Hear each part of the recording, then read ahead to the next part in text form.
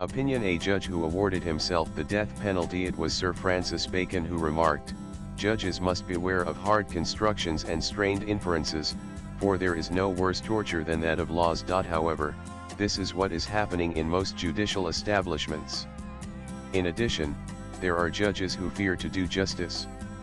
When hard constructions and strained inferences are relied upon to liberate terrorists, killers, rapists, and fundamentalists, it is an ominous sign that men with devious minds are infiltrating the hallowed portals of courts of law. Ridiculous judgments are only to be expected from a rogue judiciary, for there are no living icons to be emulated. But a peep into history brings out forgotten stalwarts, who were literally gods in the garb of human beings. On the Kottayampat-Hanampita border in Kerala, about 8 kilometers from Punkanam on the Kirakkondam-Manimala route, is a temple of Cheravali Devi. There is a unique shrine dedicated in this temple, to a judge, called Judge Amavan, meaning Judge Uncle. Judge Amavan was indeed a judge in flesh and blood who lived in the 18th century. Govinda Pillai was a judge at the royal court who belonged to Thalapati in Thiruvalla, in Kerala. A Sanskrit scholar, he gained eminence for delivering punctilious verdicts. Govinda Pillai was the apt person to head the Sadar Kodathi, as the royal court was referred to. By a sheer quirk of destiny, Judge Govinda Pillai had to decide a case pertaining to his own nephew, Padmanabha Pillai, who stood accused of raping and killing a girl. Present-day judges would have excused themselves, but not so the resolute Judge Govinda Pillai. The eminent judge weighed all the evidence presented before him and ruled that his nephew was guilty, and awarded him the death sentence, which was duly carried out. However, after a few days, new facts came to light, which indicated that Padmanabha Pillai was totally innocent.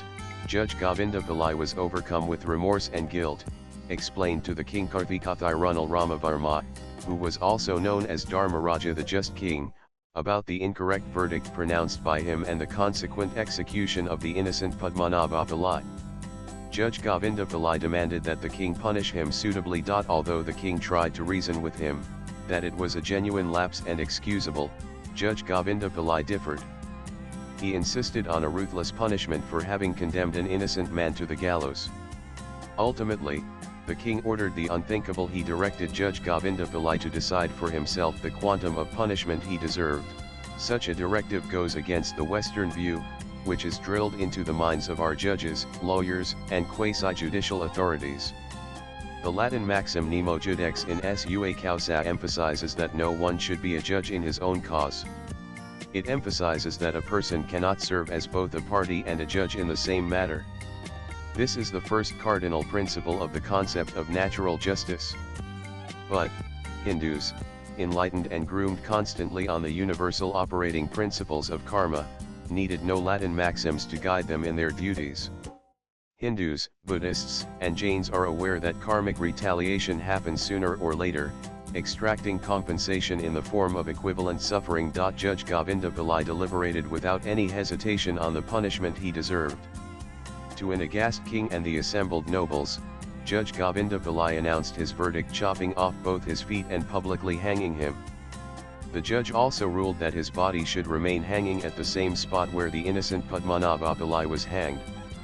The judge also ruled that his body should remain hanging at the same spot for 3 days, so that people could curse and spit on his body. Left with no option, the king had to carry out the harsh verdict and wish of Judge Govinda Pillai. Contrast Judge Govinda Pillai's rectitude with modern-day judges who churn out outlandish orders favoring terrorists, rapists, and murderers. The nation is watching with deep concern the obduracy of a judge, from whose house sacks of half-burnt cash were recovered. He is unabashedly quibbling on legal niceties to escape accountability. The execution of Judge Govinda Pillai led to natural disasters in the area. When locals consulted reputed astrologers, they opined that the souls of the judge and his nephew were roaming around restlessly. Propitiatory rituals were performed under astrological guidance, and the judge's soul was entombed at his family house at Payambali, and the nephew's soul at Panayor Temple in Thiruvalla. Judge Govinda Pillai came to be known as Judge Amavan or Judge Uncle. The Cheravali temple is located on land that was granted tax-free to Vanchapuzha of Chenganur by Maharaja Marthandavarma. With the permission of the Tampuran, a small shrine was dedicated in memory of Judge Amaven in the compound of the Cheruvali Temple. Later, in 1978, the descendants of the judge built a small sanctum sanctorum for Judge Amavan's shrine. The Cheruvali Devi Temple devotees throng the temple, especially the shrine of Judge Amavan, as there is a strong belief that the judge intercedes on behalf of innocent litigants. We are living in times of extreme litigation, and quick justice is a rare commodity. As Montesquieu puts it, there is no greater tyranny than that which is perpetrated under the shield of the law and in the name of justice. Think of how complicated and circuitous the legal system has been made. Delays are perpetuated by design, legal arguments are made convoluted to prolong the slanging match between prosecution and defendant, and recalcitrant judges make seeking justice an egregious experience. Wisely it is said, "May your karma never lead you to courts in search of justice." People entrapped in the legal sewer have no other option but to seek divine intercession. Many seeking legal relief throng the shrine of Judge Amaven, where the shrine opens only at 8 p.m. every day. Devotees offer a black cloth, tender coconut, betel leaves, and areca nut, in addition to a sweet offering called Ada, which is made of rice paste and coconut jaggery preparation. Eko Beto Che Guevara famously said, "If you tremble with indignation at every injustice, then you are a comrade of mine." Swipe left for next video. Hundreds of weary litigants who supplicate to Judge Amaven believe that when he hears about their tales of injustice, he would take up cudgels on their behalf.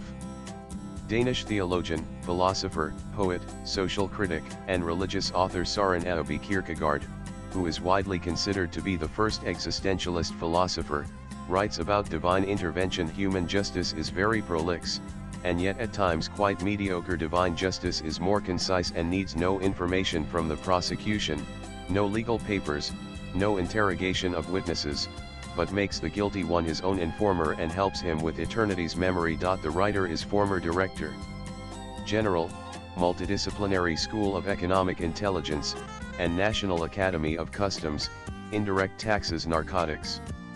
Views expressed in the above piece are personal and solely that of the author. They do not necessarily reflect News 18's views. Latest blogs.